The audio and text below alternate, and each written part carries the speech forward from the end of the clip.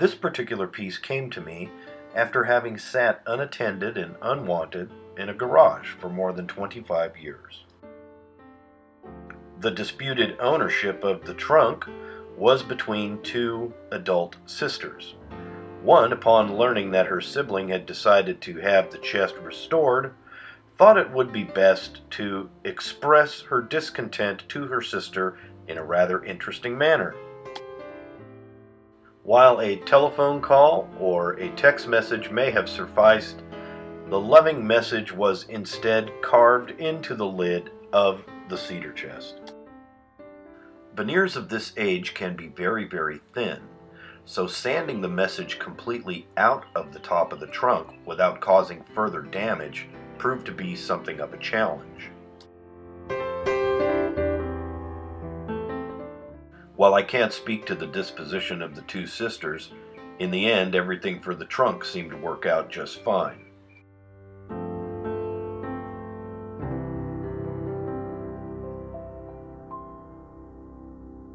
In 1943, this particular piece was a Christmas gift from a husband to his new wife.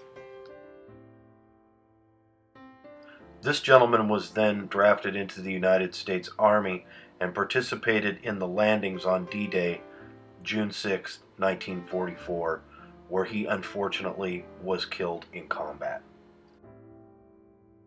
More than 70 years later, the trunk was entrusted to me by the granddaughter of this couple for a complete restoration.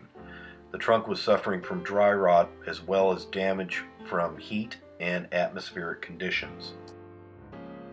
Given the circumstances and the history of this particular piece, there was nothing that it did not receive, including the fabrication of two new sculpted feet across the bottom, the rebuilding of the hidden drawer also found on the bottom of the chest, as well as a complete new veneer skin to the top.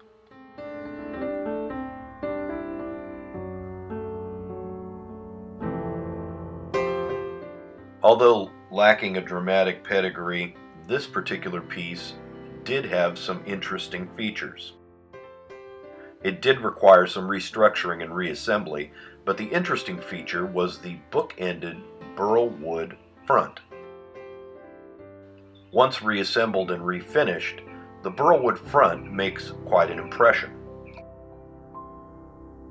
The carved maple bottom provides a nice contrast for the two front burl panels.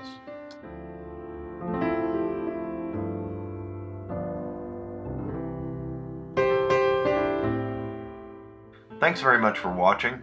You can give the video a like or subscribe to my channel, but it's really not all that important.